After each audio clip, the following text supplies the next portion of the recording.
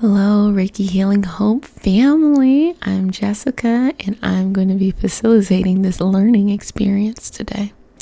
So we've balanced out our chakras in a previous video, but today I'm actually going to be working on some more knowledge base. And so before we've done astrology, we've done numerology explain, but today I really want to share shamanism. So what is shamanism? Now, the funniest thing, now that I'm saying this, I'm like, wow, I've never created a video of what is Reiki. So that probably should be the next video, because this is Reiki Healing Hope. But I've been very intrigued and down the YouTube rabbit hole of shamanism, and what that is. And I just want to bring some clarity out to you all of what that is. Now, if you go research shamanism, so you might already have your kind of preconceived notion of what a shaman is, shamanism, shamanic journeying and things like that. You might already have that understanding. If you don't really know what it is, it might seem like, what is that? Maybe it sounds something really old that people used to do like hundreds of years ago or things like that. So I just want to shed some light and some clarity because it's very interesting. So shamanism is actually the first religion as well as the first source of medicine that we have in human history. So shamanism is also a practice. It's just a word. Shamanism is just a word to explain this global phenomenon that had happened where it doesn't matter where you go in the globe. It was happening in what we consider now North America, South America, Latin America. It was happening in Europe. It was happening in Asia. It was happening in Africa. It was happening in Australia. It was happening in all of these places. This phenomenon at a certain point in human history where humans were starting to receive this energetic information and using it in order to heal as well as to treat certain sicknesses and illnesses. It was the first source of religion. So the first way that we were communing. And by what I mean by religion, yes, traditions have dogmas and they have rules and ways that you need to write or you need to do things in shamanism depending on the region and the area. But what I mean by religion is the first spiritual path, the spiritual connection to divine that became very powerful, and people used it in a lot of communities, tribal communities, village communities around the world. This is a global phenomenon at this time in human history. You had these wisdom people. They've been called medicine men, and medicine women. Could also be considered as the high priestess.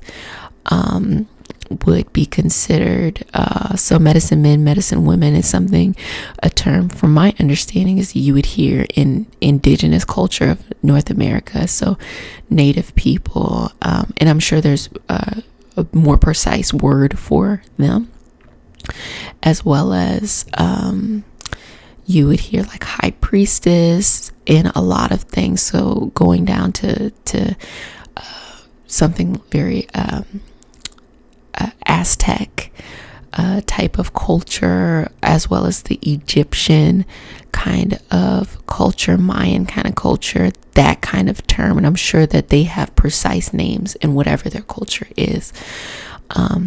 Something that then you're continuing, if we stay in Africa, if we go south to South Africa, they're referred to as sangomas.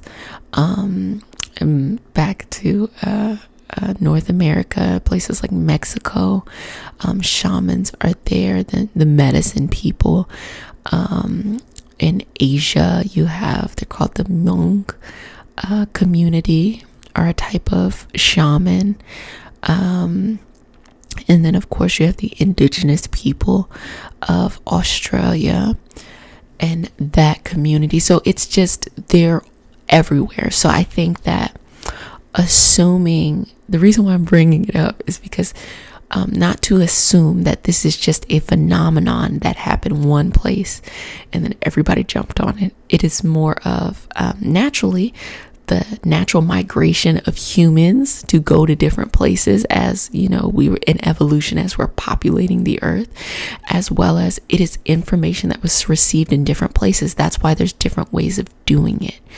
A traditional shaman coming from Mexico nowadays is going to have maybe a different practice than someone in the monk community or a native person in North America, simply because there's different influences. It's like religion. You can take something like Christianity or even Islam, with it being, choosing those two examples because it's so big, and see how people worship and serve and have those communities in their own presence. Like, even looking at Jesus, you can go anywhere in the world and you'll see that Jesus looks like the people of that place most of the time. And of course, we can go ahead and talk about the conversation of like blonde hair, blue-eyed Jesus, and like colonization and the problematic things about that. But for the most part, you'll notice that Jesus takes on the characteristics of the people so that the people can see themselves in it. Now, when people were receiving this energy of shamanism, it worked for their family structure, for their cultural structure there. So kind of like the example I was just giving, a shaman from Mexico nowadays, and I'm not an expert in this, so feel free to add to the comments section if you have some wisdom and insight, but they may have a heavy Christian or Catholic influence because of history and colonization and all of that, creating that influence of Catholicism. So you have ancient kind of a wisdom coming from these old lineages in that area, as well as bringing in Catholicism and having that merge together. And that actually was one of the most interesting things that I ever kind of realized when I started my own healing journey and I was going out and I was seeking practitioners. I noticed that so many of them were Christian, and I had been raised as like Jehovah's Witness. So there was really no space for, not just for a healer to be Christian, but there was no space for people to even be another sect of Christianity. It was just this one sect of Christianity. And what I realized is that, wow, I thought going into those spaces that these people would not be religious at all. But I realized, especially going on my healing path and then becoming a healer, that you have to be rooted in something, whether that is a religious path or whether that is a spiritual path, but you have to be rooted in God, the universe, source, or whatever it is you want to call it, because what you're doing, you're facilitating that energy from somewhere. The energy is not coming from me. The energy is not coming from them. You're, for lack of a better word, petitioning the universe to create this healing path and this higher vibrational path. And so that's what these shamans, early shamans, were doing. And they were carrying this lineage and this message on to other people, and it was super powerful. You'll see that people were able to heal certain things that we can't heal now. Now, when we look at shamanism, we don't necessarily have to say that it was a replacement for the wonders of medicine, common medicine. There were things that we're not able to heal as easily as, our modern medicine now. But then on the reverse, there are certain phenomenons that happen in our modern medicine that we can't at all heal or treat. So in conventional medicine nowadays, we're treating the symptoms. So if you have high blood pressure, if you have some type of inflammation, you're treating that. And then if you happen to be in a disease group, meaning a grouping of these things, you're hoping to treat the disease. But a lot of times people don't even know what disease you have. They're just treating the symptoms. But if you don't go in and address the root cause of things, then you may still have these problems. And I'm not saying it as a critique to conventional medicine that it's not helping us. I'm saying that It's a combination of things. So what shamanic healing could go in and do is really go and look at, okay, this was the energetic disconnect that created the situation, the circumstances for this condition to flourish. That's what it is. That's why I'm actually a strong believer in really using both. I'm not one to tell you to go to a shaman and not go to a doctor. Not at all. If you find a powerful one, let me know, because that would be really interesting. But I think that as a species, we've learned all of this stuff in modern medicine. Why would we not use it? But then at the same time, it's kind of pitted against each other. So I think that we should just use it in connection with each other. I'm very transparent with you all in my own healing path. I'm a naturopathic doctor. I'm a primary care physician. I have all of these specialists. I utilize my work benefits because I want as much help as I can on myself as I'm going through this journey. But for those things that I think, at least in kind of like, I want to say Western world culture, I don't know if I'm communicating that well enough, but at least nowadays, I would say that we are so disconnected with how things start energetically and how things start from the energetic level, the spiritual level, that we feel we're surrounded by all of this modern medicine, but then we have these issues that we can't really seem to heal. And the big one right now is a lot of anxiety, depression, mental health, and things like that. And even in the shaman community, that actually has, a place too. Sometimes people who are experiencing these mental health episodes are actually kind of having these spiritual awakenings and being stuck in between two worlds. So of course you need to have your mental health professional, but then also you would seek out someone like a shaman to be able to help you interpret your path and what's going on so that you feel supported in both lanes. So if you choose to be medicated, or you choose not to be medicated, you'll have a more encompassing path. So I know I'm kind of going on a tangent here, but shamanism is a place everywhere. And how I got into healing is that I had some friends who were doing a kind of like a exchange service trip in South Africa with some other South African students who would kind of reverse come to the DC area, and they were going to South Africa to learn about HIV and AIDS, research awareness and things like that. And so they actually ended up going to see a Sangoma, and the Sangoma in this instance communicated with ancestors. So they were working as a medium to communicate through each person's ancestors, to communicate a message for them to help them in their overall healing and overall kind of like path. And so I thought this was the coolest thing ever. And at that time, I was really getting into my natal chart and astrology, and I really wanted to see this macro view and understand like my big path in life. Like I was ready to move forward and see like my big path in life. So I wanted to find a Sangoma. So I'm in the DC area. So, unless you know somebody, you're not really going to find a Sangoma. So I actually ended up coming across a different type of shaman. So, and I talked about it in previous videos before. The first healing I had, which was a cleansing of my aura with this guy who is very, very nice guy. With this guy, and I still go to him today. With this guy who I should definitely clarify with him, but I've always assumed that he was Irish. Like he came to the US maybe probably 10, 15 years ago, if I could guess. And just my perception of shamanism being completely flipped, because here it is, my expectation of wanting to seek a Sangoma, and then I see this like white European guy who's going to do this, shamanic healing on me. And then to find out more about him, that his, teacher, his shaman was or is a shaman of Latin descent. I'm pretty sure that he is Mexican, but I don't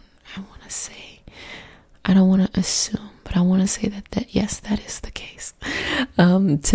that have been his teacher, and to see how this shamanism is kind of like, like everywhere, everyone can be, influenced by it. It kind of opened my eyes to how connected we can be and how much of a human experience this is. And so in becoming a shaman, if there's like things that you want to know about it, in becoming a shaman, it appears that, of course, you learn the healing, you learn your different methods, but you also have to be an apprentice. So the person I went to, I feel like is probably still an apprentice, because for that teacher, you have to be an apprentice for 10 years. 7 to 10 years. That's usually how long it's going to take. And the reason why, from my like research of what's going on, is because once you're no longer a shamanic apprentice, your teacher wants to be able to let you go and do your thing, and you're not looking to them to help you kind of like figure out how to navigate this. It's like, once you become a huge fish in a little pond, and they've, passed on their lineage and shared everything they needed to with you, and you're ready to move on and you're ready to take on students yourself, that's when you become a shaman. And I feel like that's probably something that makes shamanism one of the strongest types of energetic healing, because it requires so much training. It's a very strong, heavy, deep sort of energy, sort of healing, sort of initiating the healing response. And most importantly, all of our healing lineages, Reiki, pranic healing, Qigong, all of these healing lineages that have showed up after, the basis of all of it is in shamanism, in that shamanism of that region. So learning that, or, seeking out that kind of practitioner, I feel like is very helpful. So I'm sharing that with the community today, because my perspective on it is, Reiki is something that I feel like is really good with emotional balance, really good with you facilitating your own energetic experience. Very helpful for aligning chakras, can be helpful depending on the practitioner for healing certain things and misalignments in your body. But if you have these really, really big issues, and I'm talking about huge things that you should not be working on yourself, you need to seek a shaman. And I'm going to just verbalize it. Things where you feel exorcism, things where you feel like a very, very strong presence in your house, and you need that to be cleansed. If you need to cleanse out your ancestors, so you might have a karmic thing in your own individual life, karmic life, or in your ancestors. So that you need help with, if you feel like you were the recipient of things like black magic. And just to speak on black magic a little bit. So black magic, or doing things, sometimes kind of lower vibrational spells. So when you have a person who understands the energetic world, there are also people who understand the energetic world and they use it for their own self-benefit. So it's kind of like if you watch Harry Potter, when Harry's trying to choose which house to be in, and it's like, you can be Slytherin or you can be a Gryffindor, and, you're going to be great. But great is used as an example of, you can be great and not so great, not doing higher vibrational things, or you can be great and do higher vibrational things. So there are unfortunately people, and I kind of noticed this, to be honest with you, in older communities, like older lineages, older traditions. And what I mean by that, people who practice kind of shamanism that have a certain kind of dogma that have to be done a certain kind of way. I sometimes see that people kind of break off and they start doing kind of like their own thing for their own good. Unfortunately, those types of things do come up, and you should definitely seek out someone who is qualified to do that. And the reason why you need to seek out someone who's qualified to do that is because you don't want something to jump onto someone else. You don't want something to be aggravated or irritated. You need to be checking in. So I purposefully, and I'm very transparent with you all, I don't do those things. I'm not going to do someone's exorcism. I'm not going to clear an energy from a house, though I don't mind, praying with a person. What I work on specifically is emotional balance, energetic balance, and building up a person's self-confidence to create a power and a foundation within themselves so that they can move forward in their journey and they can really piece out their journey in front of them. So I'm creating self-worth and confidence.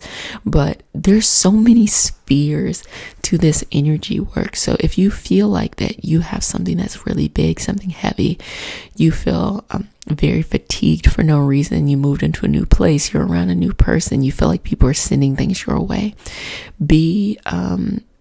you should definitely look and seek out a shaman in the lineage of your choice to help you through that. And I definitely encourage that. A part of my healing journey, I tell you all the time why I'm so into astrology, because it really helped me by looking in my natal chart, understand how I needed to clear myself.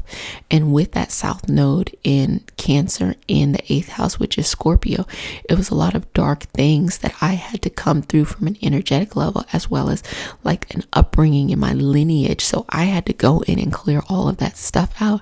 And it was hard work. And if I hadn't had known that knowledge, it would have been a lot harder for me to get here today and to be kind of happy and upbeat and excited about life.